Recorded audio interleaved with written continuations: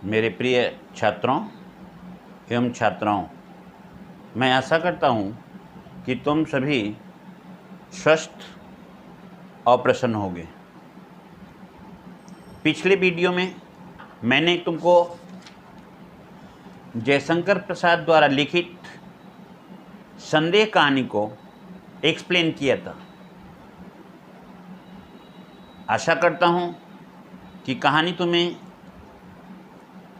अच्छी लगी होगी और समझ में भी आई होगी। आज मैं अपने इस वीडियो में उसी कहानी संदेह का कुछ महत्वपूर्ण गद्यांशों का एक्सरसाइज डिस्कशन करने जा रहा हूँ। तुम सभी उसे ध्यान से देखना। अगर हो सके तो पेंसिल लेकर के उस पर एक अंडरलाइन करना। एक्सरसाइज डिस्कशन पूरे आंसर के साथ में मैं तुम्हें जस्ट बताने जा रहा हूँ। आशा करता हूँ कि तुम सभी मेरी बातों पर ध्यान देते हुए और बताए गए गद्यांशों पर उसके प्रश्नों और उत्तरों पर अच्छी तरह से अपनी पकड़ बनाओगे। तो मैं अब तुम सभी को जयशंकर प्रसाद जी द्वारा लिखित कहानी संदेह का एक्सरसाइज डिस्कशन करने जा रहा हूँ। और अब तुम लोग ध्यान से देखो। पेज नंबर 42 यहाँ पे है। संदेह लेसन पैराग्राफ दूसरा। बंडल तो रख दिया पर दूसरा बड़ा सा लिफाफा खोल ही डाला। एक चित्र उसके हाथों में था और आंखों में आंसू थे। एक बार फिर से, बंडल तो रख दिया पर दूसरा बड़ा सा लिफाफा खोल ही डाला। एक चित्र उसके हाथों में था और आंखों में आंसू। एक गद्यांश है। अब इस गद्यांश पर बनने वाले जो प्रश्न होंगे, अब मैं प्रश्नों को बोल रहा हूँ, ध्यान से सुनो और उसे समझो। इस गद्यांश में कौन अपना सामान बांधने में लगा है? कमरे का दृश्य कैसा था? ध्यान देना। कहानी का मुख्य नायक रामनिहाल अपना सामान बांधकर कहीं जाने के लिए तैयार हो रहा है। कमरे का दृश्य का यदि हम वर्णन करते हैं तो देखते हैं कमरे में एक महात्मा बुद्ध की मूर्ति है, संगमरमर की, जो सागौन के मेज पर विराजमान है। सूरज की किरणें जब महात्मा बुद्ध के चेहरे पर पड़ती है, ऐसा लगता है कि महात्मा बुद्ध का चेहरा खिलखिला रहा है, प्रसन्नचित्त दिखाई दे रहा है। लेकिन वही दूसरी तरफ वास्तविकता जो है, रामनिहाल है जो विचलित मन से जाने की तैयारी कर रहा है और उसके आंखों से आंसू बह रहे हैं। ऐसा लगता है जैसे वह सब कुछ भूल गया है। अब प्रश्न नंबर 2 देखोगे। किशोरी ने किसे बुलाया और क्यों? प्रश्न ध्यान से सुनो। किशोरी ने किसे बताया तथा क्यों? किशोरी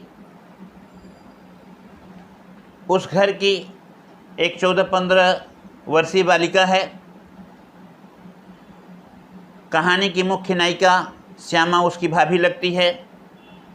किशोरी रामनिहाल को अपने कमरे में रोते हुए देखती है और कहती है, भाभी भाभी, रामनिहाल बाबू रो रहे हैं और विस्मित से हैं। प्रश्न 3, श्यामा और रामनिहाल का वार्तालाप अपने शब्दों में बताना है। कहने का तात्पर्य कि जब किशोरी के कहने पर श्यामा रामनिहाल के पास में जाती है तो रामनिहाल को रोते हुए देखती है तो कहती है कि रामनिहाल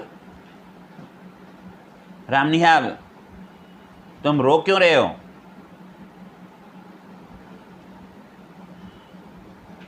रामनिहाल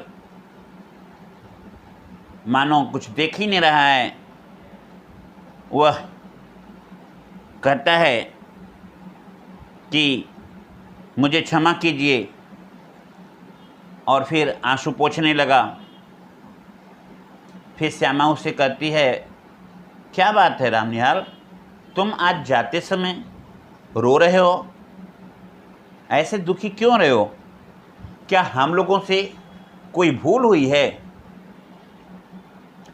रामनिहाल कहता है, तुमसे अपराध होगा? नहीं, यह क्या कर रही हो?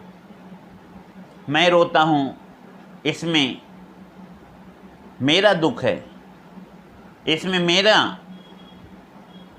अपना विचार है। लेकिन हाँ, ये ज़रूर है कि मैं जो पश्चाताप कर रहा हूँ यह मेरे पश्चाताप करने का ढंग या तरीका सही नहीं है। इस तरह से वह श्यामा से कहता है, लेकिन मैं क्या करूं, मेरा मन ही नहीं मानता है, मेरे आँखों से निर्झर आंसू बहते चले जा रहे हैं। श्यामा सावधान हो गई और फिर चौथा प्रश्न मैं बोल रहा हूँ, अपने बारे में रामनिहाल ने क्या बताया? अपने बारे में रामनिहाल ने क्या बताया? श्यामा जब पास में एक छोटे से चटाई को लेकर के बैठ जाती है तो वह कहती है, तुम और कुछ भी बोलोगे या ऐसे ही? तब वह कहता है कि भारत के भिन्न भिन्न प्रदेशों में मैं काम करने के लिए गया, अपने लिए सुविधा खोजा और खोजते खोजते एक दिन ऐसा आया कि मैं तुम्हारे यहाँ पहुँचाया। मैंने सबके यहाँ काम किया, बड़े लोग शिक्षित भी थे, वह मुझे बहुत मानते थे, लेकिन मैं जब तुम्हारे यहाँ आया तो मैं जैसे लगा कि घर पा गया हूँ, अपना घर पा गया हूँ। क्योंकि जब से मैंने होश संभाला मैं गृह विहीन था, अर्थात मेरे अपने घर न थे। उत्तराधिकार में मुझे एक छोटा सा बॉक्स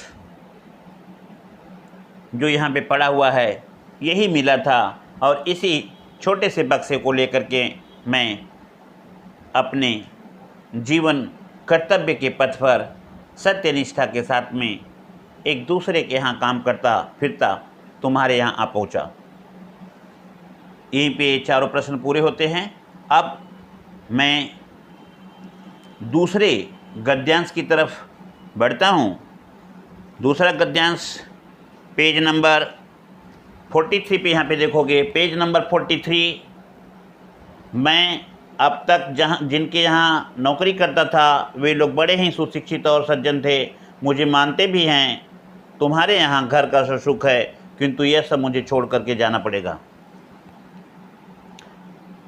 43 पेज एकदम नीचे देखोगे, फिर से एक बार सुन लो।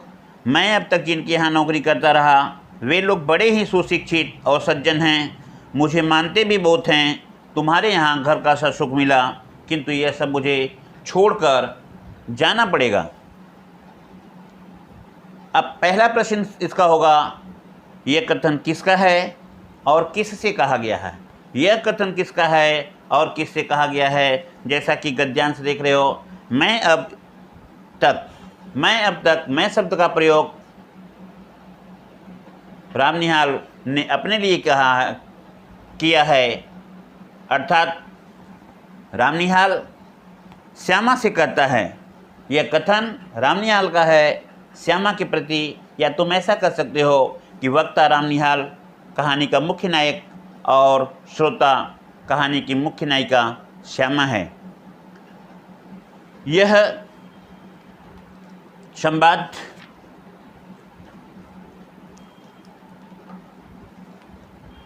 नायक रामनिहाल कहता है कि अब तक जहाँ जहाँ वह काम किया है वहाँ के लोग बड़े ही सज्जन थे, सुशिक्षित थे, वह मानते भी थे।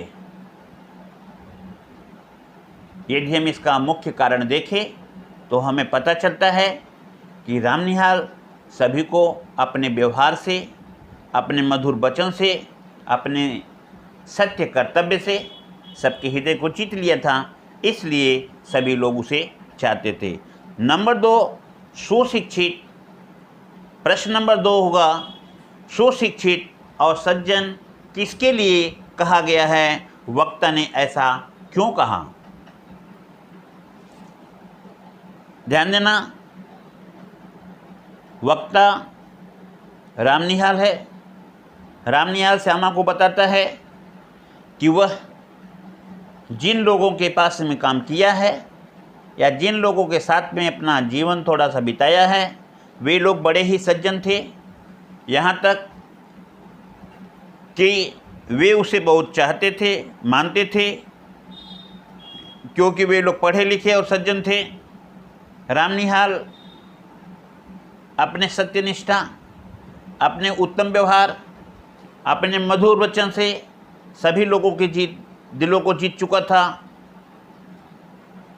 अपने परिश्रम से लोगों के मन को मुग्ध कर देता था, इसलिए लोग उसे चाहते थे। वक्ता ने ऐसा इसलिए कहा क्योंकि वह दोनों में समानता करना चाहता है कि उसे लोगों की चाहत तो मिली, लोगों का प्यार तो मिला, लेकिन जैसा घर या घर जैसा व्यवहार जो रामनिहाल को उसके यहाँ मतलब श्यामा से मिला और किसी से नहीं मिला। प्रश्न नंबर 3 ध्यान से नोट करो।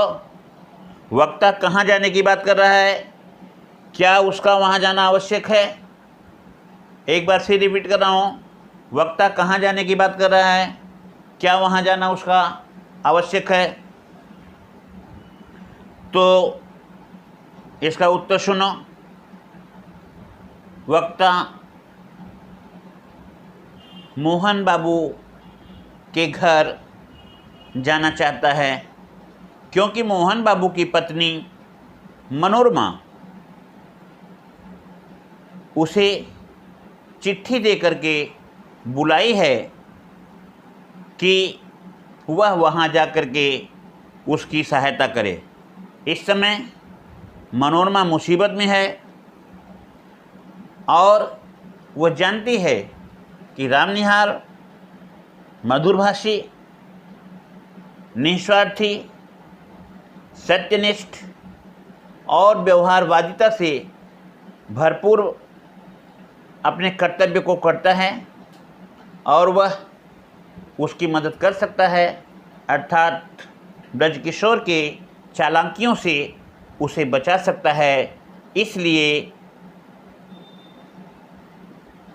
मनोरमा ने उसे पत्र दे करके अपनी मदद के लिए बुलाया है। यहाँ पे एक तो उसी में क्वेश्चन और था, क्या उसका वहाँ जाना आवश्यक है? तो हम बोले कि हाँ,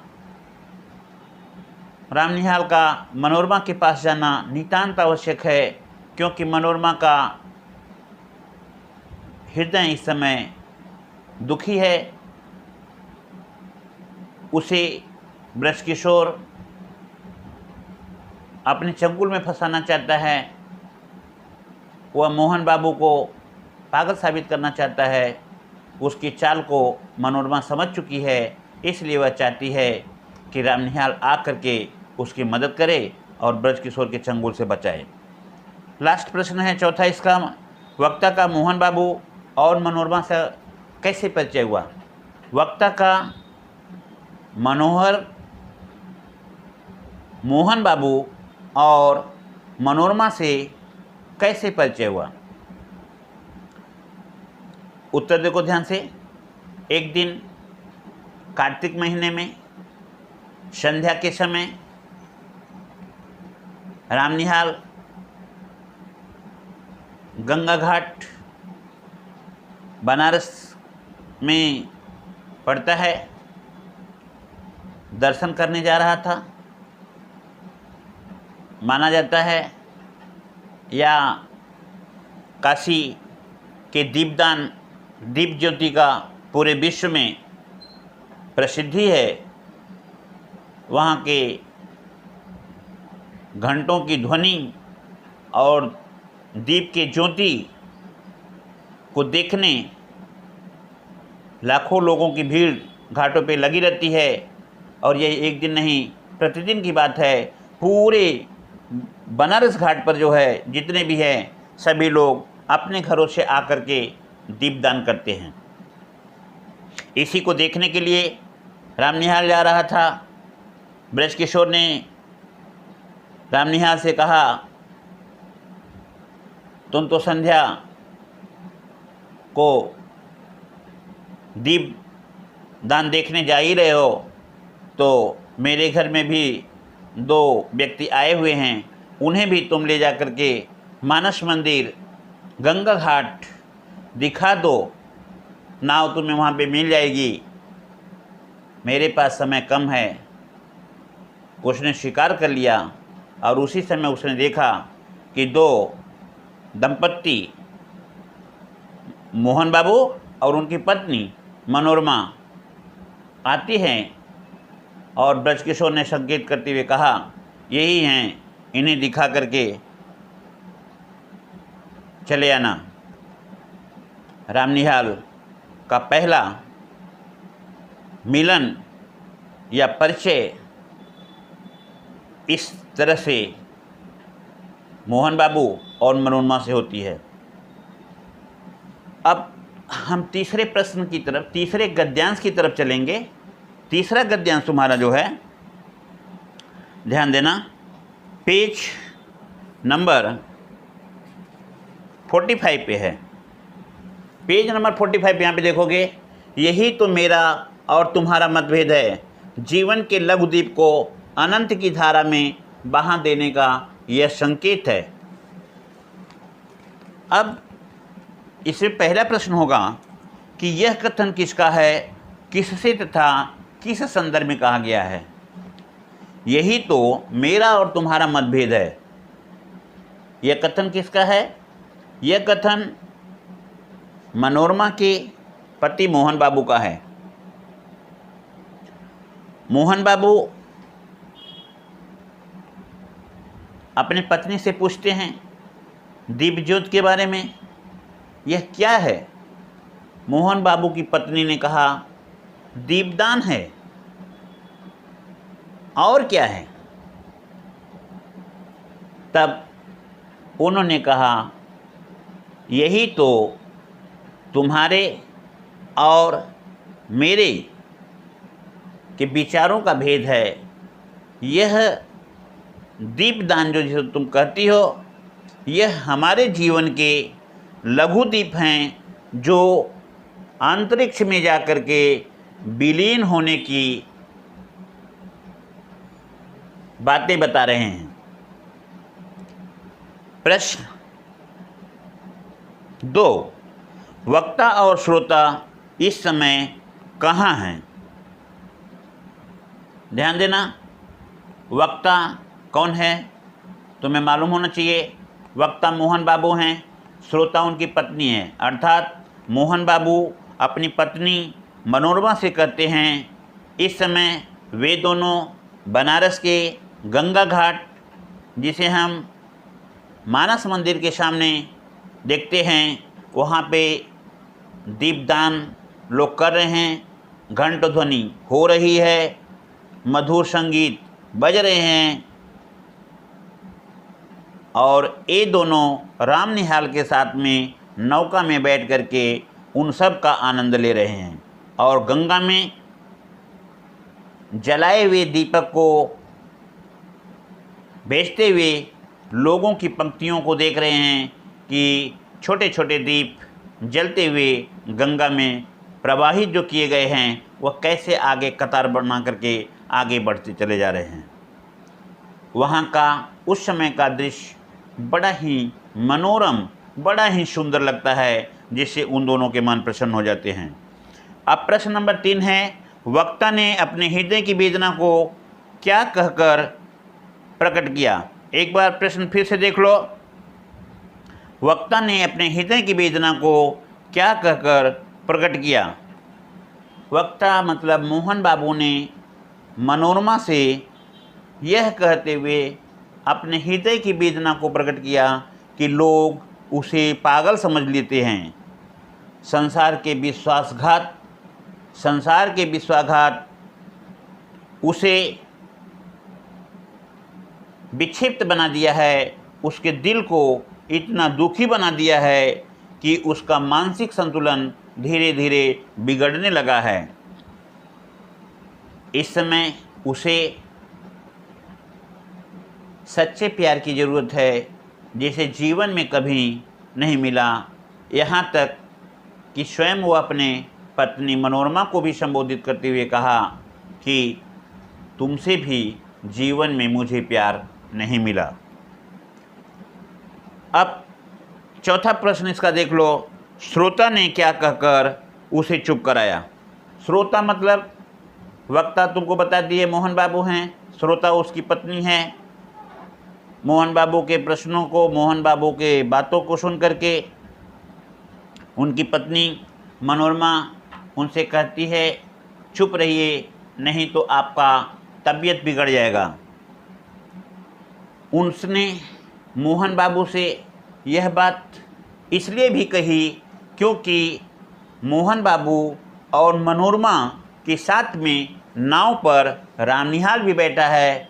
मनोरमा को जैसे लग रहा था कि मोहन बाबू और मनोरमा के विषय में आपसी मतभेद को रामनिहाल कुछ दूसरे ढंग से न समझ बैठे, इसलिए उसने अपने पति मोहन बाबू को चुप कराते हुए वे बातें कही। अब इसका मैं चौथा और लास्ट गद्यांश डिस्कशन करने जा रहा हूँ, ध्यान से देखना। ये है तुम्हारा पेज नंबर 47 पे, यहाँ पे देखोगे पेज नंबर 47 पे, निहाल बाबू प्यार करना बड़ा कठिन है, तुम इस खेल को नहीं जानते हो। निहाल बाबू प्यार करना बहुत कठिन है, तुम इस खेल को नहीं जानते हो। अब इस पे पहला प्रश्न होगा, यह बात निहाल बाबू से कौन कह रहा है? उसने निहाल बाबू से प्यार के बारे में क्या बताया? ध्यान देना, यह बात निहाल बाबू से कहानी की मुख्य नायिका श्यामा कर रही है। उसने निहाल को प्यार के विषय में बताया कि उसने उससे प्यार करने का लड़कपन किया है जो नहीं करना चाहिए, क्योंकि श्यामा ने देखा कि रामनिहाल के मन में हलचल मची हुई है। वह सोचता है कि मनोरमा उससे प्यार करती है इसलिए उसे पत्र भेजी है, लेकिन राम निहाल श्यामा के फोटो को लेकर के अपने दिल से चिपकाया हुआ है, अर्थात वह श्यामा से प्यार करता है। इसलिए उसने कहा कि तुम अपने मन के विनोद के लिए अच्छे साधन जुटाए हो, तभी तो कायरो की तरह से अपने बोरिया बिस्तर को बांध करके यहाँ से रोते हुए भागना चाहते हो। प्रश्न नंबर 2 इसका होगा, वक्ता ने निहाल बाबू को क्या सलाह दी? वक्ता मीन्स श्यामा ने निहाल बाबू को संबोधित करते हुए कहा कि निहाल बाबू, प्यार के चक्कर में मत पड़ना, प्यार करना बड़ा कठिन है। तुम्हें तो एक दुखिया स्त्री अपनी मदद के लिए बुलाया है, तुम उसकी सहायता करके लौट आओ, उसका सामान यही रहेगा, क्योंकि अभी राम निहाल को उसके यहाँ रहने की ज़रूरत है।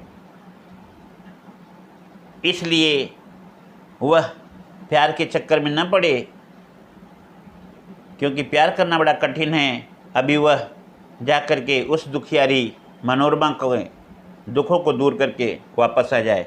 प्रश्न नंबर 3 है, राम निहाल को कौन सी बात धीरे धीरे मालूम होती है? राम निहाल को धीरे धीरे यह बात मालूम होती है कि ब्रजकिशोर बाबू मोहन बाबू को कचहरी से पागल साबित करना चाहते हैं। साबित करके वह उनके पूरे संपत्ति का प्रबंधन अधिकारी पद को पाना चाहते हैं, ताकि सारी संपत्तियों का जिम्मेदार वह बन सके और अपने हिसाब से उसे खर्च कर सके, क्योंकि मोहन बाबू का दूर का रिश्तेदार ब्रजकिशोर ही है। तो इस तरह से यह प्रश्न तीसरे का आंसर हुआ। लेखक ने कितनी बार संदेह किया है? तुम देखोगे इसके आंसर में कि लेखक ने 3 बार संदेह किया है। पहला संदेह, निहाल बाबू मोहनलाल और उनकी पत्नी मनोरमा नाव में बैठ करके जब गंगा का दर्शन करने जाते हैं तो अपनी लज्जा और अपमान को छोड़ करके वह निहाल बाबू से कहती है, आप देखते हैं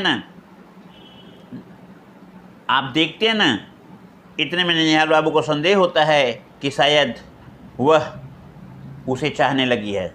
दूसरी बार मोहन बाबू संदेह के दायरे में आते हैं जब वह यह सोचते हैं कि लोग उसे पागल समझते हैं, और यही बात उसकी पत्नी मनोरमा भी सोचती है कि यह पागल हो जाएं। तो इस तरह से 2 बार संदेह होता है। तीसरी बार संदेह तब होता है जब श्यामा ने तीखी दृष्टि से राम निहाल से कहती है कि प्यार करना कठिन है, तो तुमने अपने बातों में जो इधर उधर से घुमा करके हमको बताया कि मनोरमा का पत्र आया हुआ है, वह उसे बुलाई है। तो वह कहता है, देखो तुम्हें भी संदेह हो रहा है ना, मुझे भी संदेह हो रहा था। तो इस तरह से इस प्रश्न में कहानी के आधार पे 3 बार मुख्य रूप से संदेह होता है, जो राम निहाल के द्वारा बताया गया, मोहन बाबू और श्यामा के द्वारा। तो इस तरह से यह हमारा एक्सरसाइज संदेह कहानी का जयशंकर प्रसाद द्वारा लिखित एक्सरसाइज कंप्लीट हुआ। और अब तुम लोग जो है उसे अपने कॉपी में करना।